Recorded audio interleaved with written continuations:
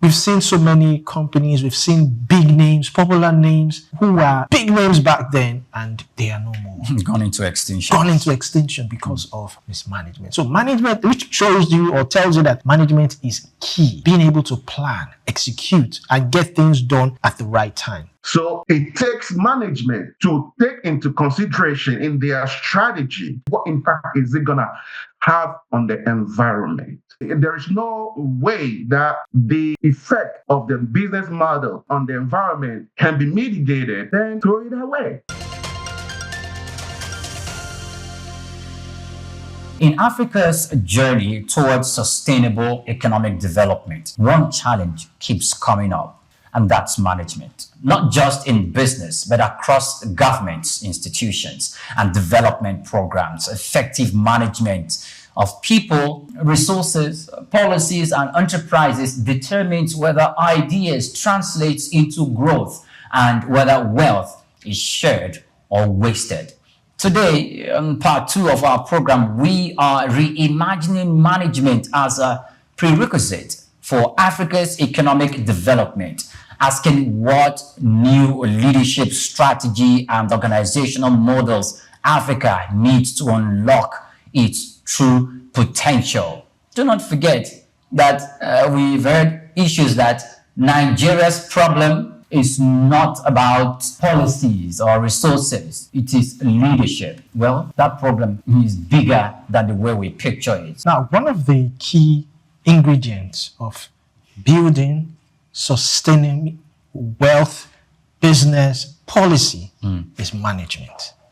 What is management? Planning, organizing, leading, and controlling. Basically, getting things done. And that is what, when people talk about, that's why when people talk about Nigeria, they say it's not corruption, any other thing, it's just management or mismanagement.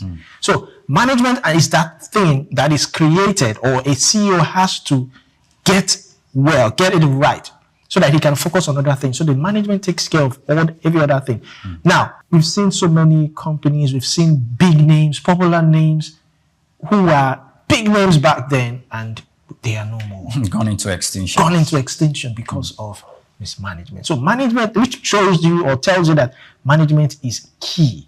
Being able to plan, execute, and get things done at the right time. I think every company, every entrepreneur needs it, but sometimes our entrepreneurs feel the CEO is also the manager, he's the management, he's everything. So it's quite a whole lot. Yes, it is. Now we have our guest. His name is Jules Tokoli. He's a Ghanaian American business strategist, a thought leader, and founder of Groupie Soleil Vision, a strategy and leadership advisory firm dedicated to transforming African enterprises and institutions. With a career spanning the US and Africa, Jules has advised organizations on business development, management, innovation, and leadership transformation. He is known for championing cross-continental knowledge exchange, helping African businesses adopt global best practices while remaining rooted in local realities, passionate about entrepreneurship, governance, reform, and human capital development. Jules Tokoli is at the forefront of conversation on how reimagined management can unlock Africa's economic future. Jules Tokoli, you are welcome to Just Africa. Many thanks for joining us on the program. Thank you very much. And thank you to your listeners. Good morning or good afternoon to all of you. And respect to Nigeria. To Nigeria, respect to Ghana, and respect to Africa. Now, the word management sometimes can sound very, very ambiguous, even to CEOs, or most especially those who participate in the informal sector. And they have been, by way of their business activities, business engagement, and running around, they don't know they're already carrying out the act of management. So probably maybe you could demystify some people who are about this word if you actually apply to what exactly they do. Yeah, thank you for that question. And it's a very insightful question. Really, if you go to the streets of Ghana and ask anybody, how are you doing? They'll tell you, I'm managing. So this tells us one thing, that management happens even at the micro level, that is at the individual level. When you wake up this morning, you have a lot of options ahead of you, what to do, how to apportion your time, the limited money that you have, how to use it, who to interact with, and for what purpose. So at that micro level, you are managing your time, you are managing your resources, and you are making decisions and deciding how to organize to make what you intend to achieve at the end of the day happen. So really, management is really not something that is so grandiose. It's something that we practice daily. And when we go to the organizational level, then it kind of becomes mystified as something that is beyond anybody. This has come about because people have viewed management, and management itself has portrayed itself as the all-knowing and the one having all the authority. And really, that has been so because in time past, information or knowledge was very limited, and so the rich, the business tycoon, they seem to be the repository of knowledge and information. But that was in the industrial age. Today, things have changed. We are living in the information age. And with Web 3.0 now being rolled out, we know that we are living in a very different world where management should not be limited to just a few, but it should extend to include everyone in the organization, from the receptionist, from even the cleaner, all the way up. Everyone should have a say in management. All right, thank you very much. So I'd like to ask, in your opinion, how much of Africa's economic struggle is linked not to lack of resources, but to poor management of what they already have? I really love your use of not lack of resources, because it is also what I believe, that the kind of economics that we study in school, that tells us that the problem of economics is scarcity. It's something that was born out of Europe, Adam Smithian kind of economic theory. And that was the reason why the Europeans had to travel to other continents to dominate them in order to extract their resources to build their civilization. Whereas in Africa, that is not a problem. We have abundant resources, natural, human, name them. We have them all. So the problem is not scarcity. The problem that we should be looking at is to reimagine the way we do economics, or we understand economics, and the way we manage the resources that we have, so that we should transcend beyond just exploitative, extractive kind of economics, and polluting the environment, destroying families in the name of GDP, and commodifying the customer. We have to move away from that and rather refashion our own kind of management. This is not to it's not to like demonize the Western style of management of economics, not at all. There are principles that we can learn from there and merge them with our own innate quality, our own DNA as Africans, in order to see how well we can utilize these resources. So from the African perspective, the problem of economics is not scarcity. The problem of economics is sustainability. So how can we apply common sense to the way we extract our natural resources? How can we make use of our resources in a way that we harness them, we leverage them for a little resource to spread, to spread and what do I put it to bring about greater results. What I mean, in other words, use a little to achieve more. These are the things we have to look at in order to improve in our economics. Now, when you look at the kind of management that we have also borrowed from the West, their form of management, and of course, for their exigencies, that's all right for them, but their form of management places the what you call it, the shareholder as the most important stakeholder in management. Now, the problem is that when you do that and you are pursuing the shareholder value maximization motive, you then do not give regard to nature, for example, because all you care about is the bottom line, the GDP, the balance sheets, stuff like that.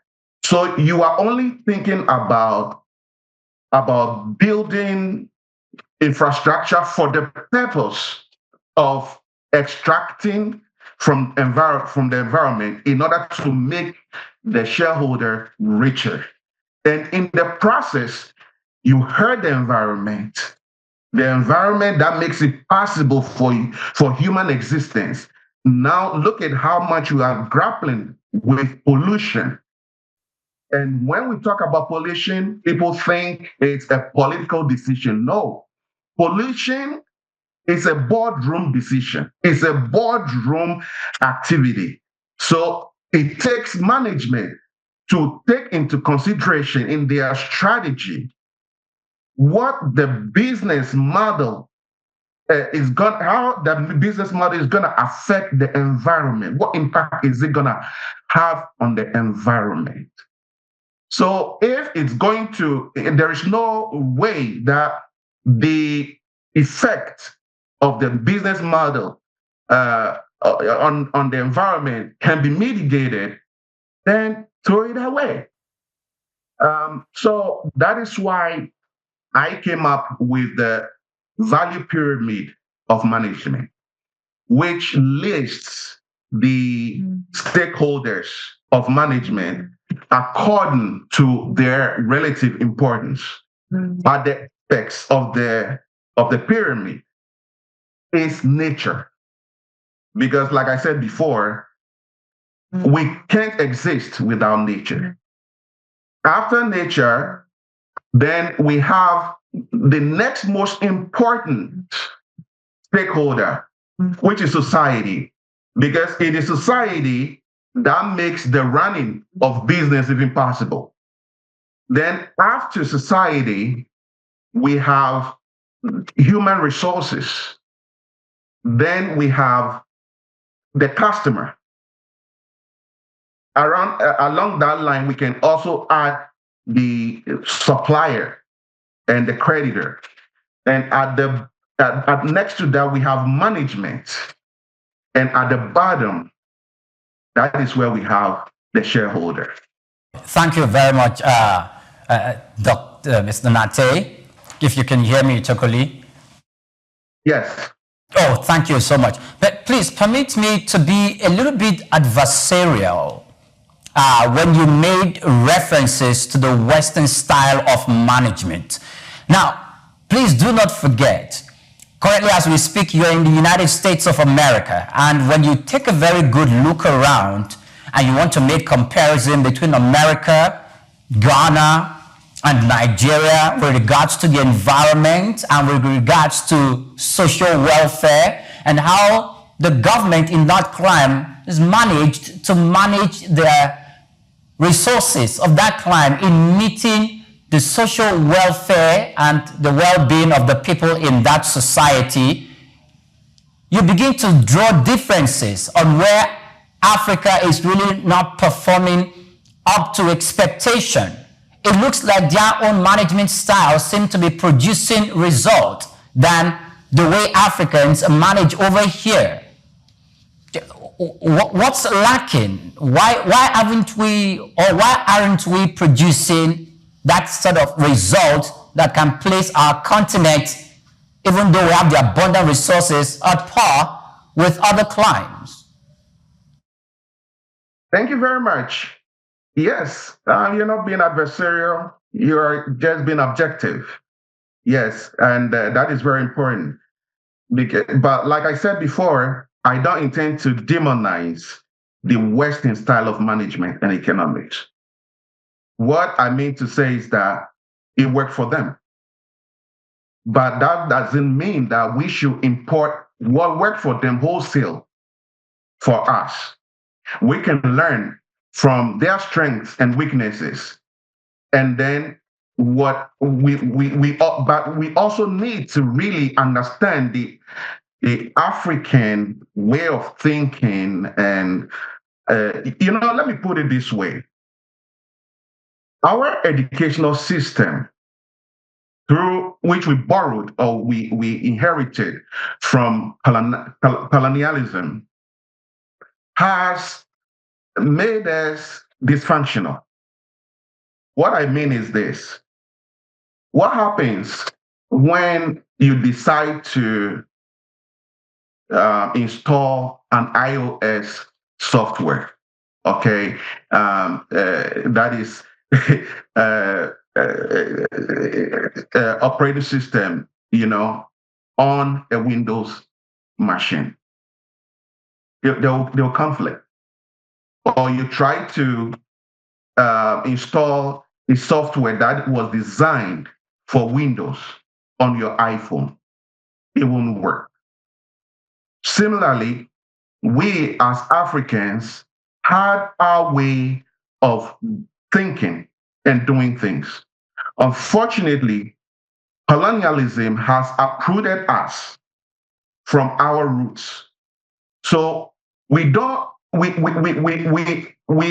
even know what our nature is to begin with. We are conflicted. As I'm sitting here, I am. It's like I'm trying to purge myself. Like what Bob Marley puts it: emancipate yourself from mental slavery. It's something I am working on. He said, none but ourselves can free our minds. And it's a lifelong process. So until we come out of that to know our true nature, we will not be able to design the kind of management and economic structure that inures to our very peculiar situation. So, but having said that, even if you come to the West, you see very beautiful streets. You see very beautiful landscapes. And you see the economy running. But let me ask you, my brother, have you seen the beautiful rivers that you see running in the cities? For example, here in New York, we have this very popular river called the Hudson River. That river is polluted. You cannot drink the water. You cannot eat the fish that comes out of it. And there are many water bodies here in New York that are like that. You have to go upstate in order to find clean water. This is all because of industrialization that did not take the environment into consideration. So they were pumping mercury and all kinds of substances into the water. So you see the water and it's moving. It looks bluish, but it's deadly. That is just one example. When you come to the society itself, because of the way the economy is structured, everyone for himself, God for us all. So today, in spite of all the advances in medicine, in transportation, technology, and even in wealth, the World Health Organization has declared loneliness as a pandemic, as a disease in Western countries. These, for the sake of our time, these are just two of the issues that I can bring to bear to see that it's not all that glitters that is gold. And what we see in the West is just the screensaver.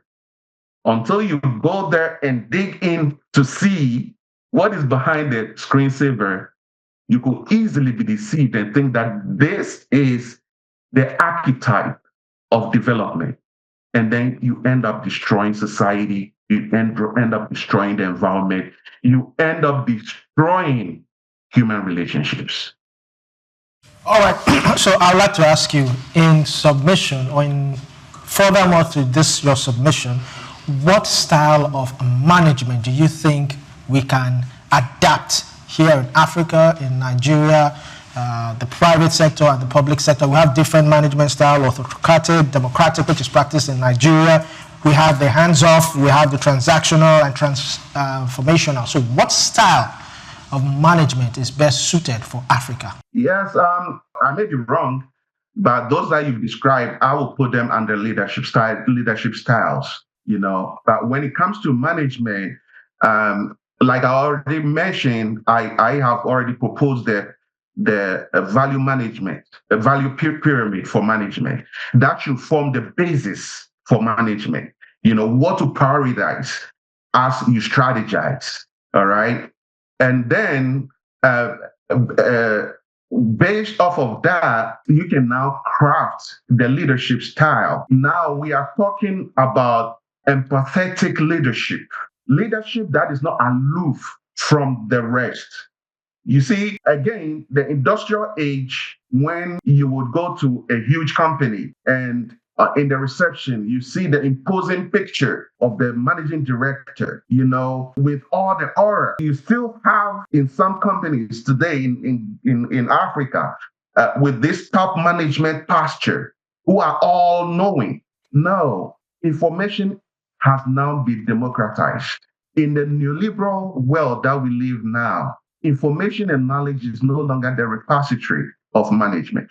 So what we should be doing now, when I talk about empathetic leadership, I would like to refer to who the generation that we refer to as Gen Z. You notice that a lot of people have so many criticisms against Gen Z. They are lazy. They don't want to work. They want things to happen for them quickly. They just want to grab and go. They feel entitled and what have you. But hey, it didn't happen out of vacuum.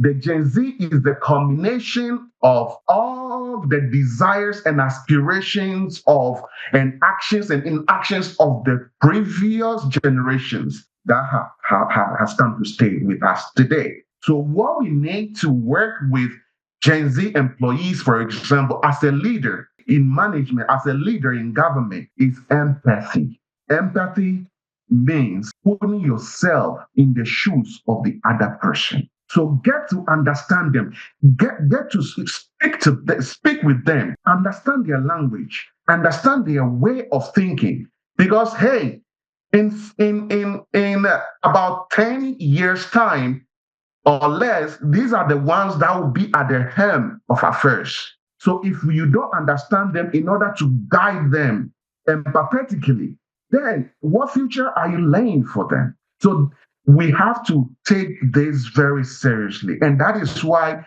the value pyramid of management has placed society as the next most important stakeholder in management, apart from second only to nature. So it is important that empathetically we understand how this generation and the alpha generation that is coming after them, the world we created for them, they didn't make it. We created it for them. We must take responsibility first. In fact, management means taking responsibility. So we must, first of all, admit that we are responsible for the way they think and they act. But if we don't empathize with them in order to guide them, then all that we created for them, all the previous generations, all that they put in place in order to bring about the current exigencies, will only destroy their future. Thank you very much. Now, Jules, Nartey, it's obvious that we've made lots of mistakes as a continent.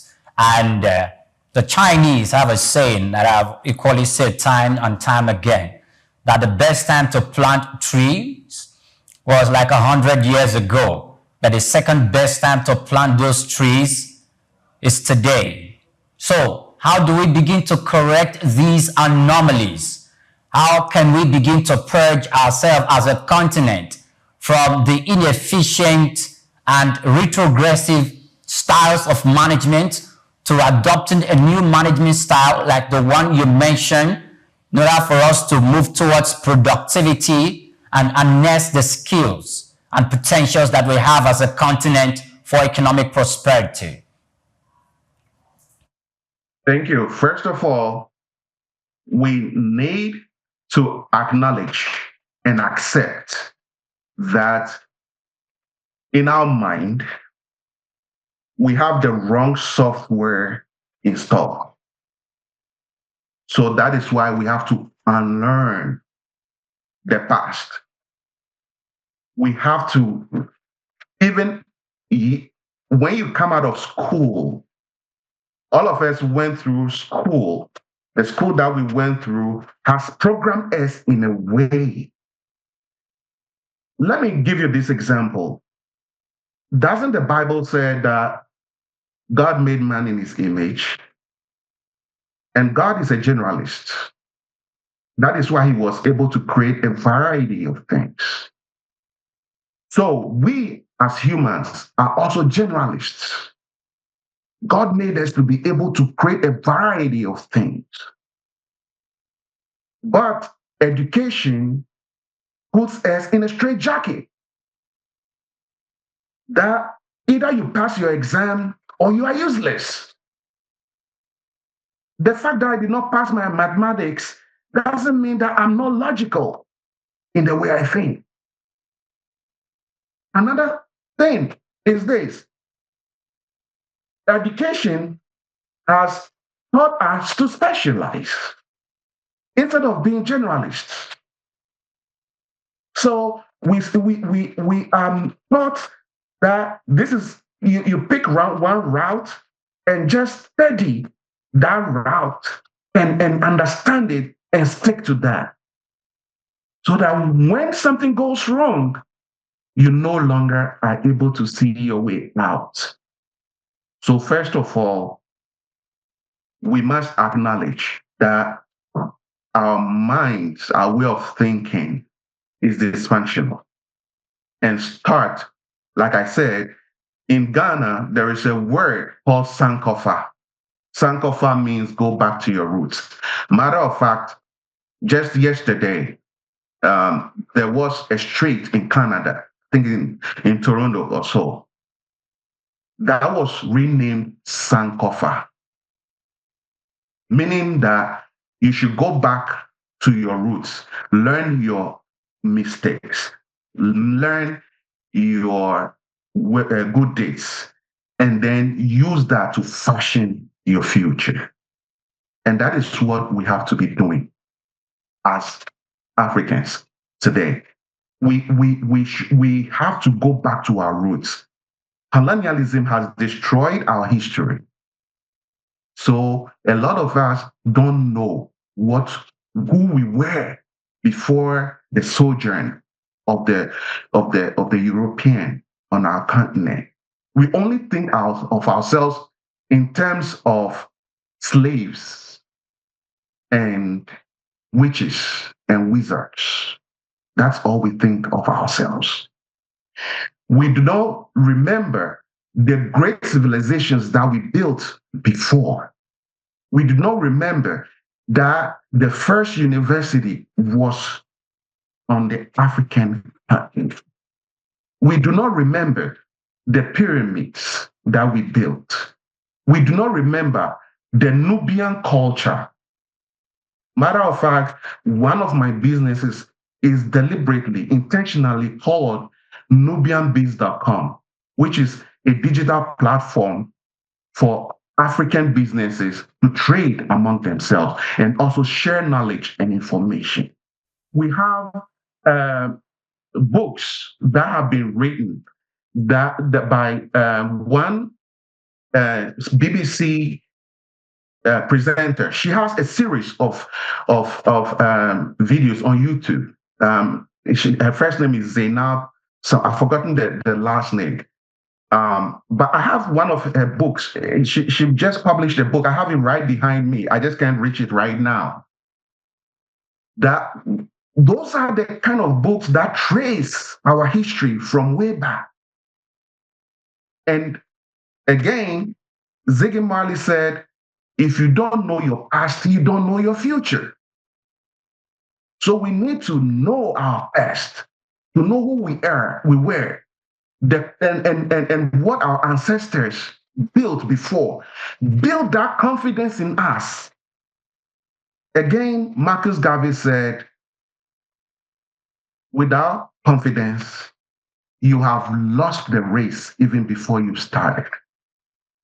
So we need to know ourselves first, purge ourselves of all the negativities, and then go back to where we used to work together as a people, as a village. We used to work together and not compete against each other. Competition is another canker that we must take out of our management and our economics. Why is it, for example, that they say it takes a village to raise a child? And that statement, that proverb can only come out of Africa, because indigenously, as Africans, traditionally, if I was a child and I misbehaved in town, any elder in town who got me had the right to spank me. Today, we are adopting Western styles. Don't touch my child. Don't correct my child. And what do we see? We see politicians fighting each other on TV, insulting each other. We are killing each other for votes. Until we go back, Sankofa, and rebuild, we only continue on this trajectory of building on a faulty foundation for us. But thankfully, there is a new wind of change blowing over the continent. If we only listen, we'll see, we'll hear. And it only starts with one little fire. If I start it, if you start it, if someone else starts it, all of us together, let's just help one person to change the way they think. But first, let's change the way we think. We think for ourselves. All right. Thank you so much, Mr. Jules Nartey Tokoli, for your time with us on Just Africa today. Now, Jules Nartey Tokoli is a Ghanaian American business strategist, thought leader, and founder of Groupie Soleil Vision. is a strategy and leadership advisory firm dedicated to transforming African enterprises and institutions. With a career spanning the US and Africa, Jules has advised organizations on business development, management, innovation, and leadership transformation. Thank you so much for your time with us today. I really want to continue the conversation with you, but we're out of time. I hope you are going to oblige us your presence again next time when we extend the invitation. Gladly, because we can't cover everything in just one conversation. Thank you so much, Mr. Jules. Many thanks for joining us on the program. So much for having me, and I really appreciate your hospitality. Africans, let's come together and let's work together. We are all from one root. I'd like to end with one statement by a scholar called Gregory Agri in Ghana, who said that if you look at the keyboard, when you play just the white keys, you get sound. If you play just the black keys, you get sound, but you not get music, you not get melody unless you play both the white and black keys. So until we all come together, black, white, yellow, green, let's respect each other. Let's work cooperatively, and we'll make a better world for ourselves and the future generation. Thank you for that, Say. I like that.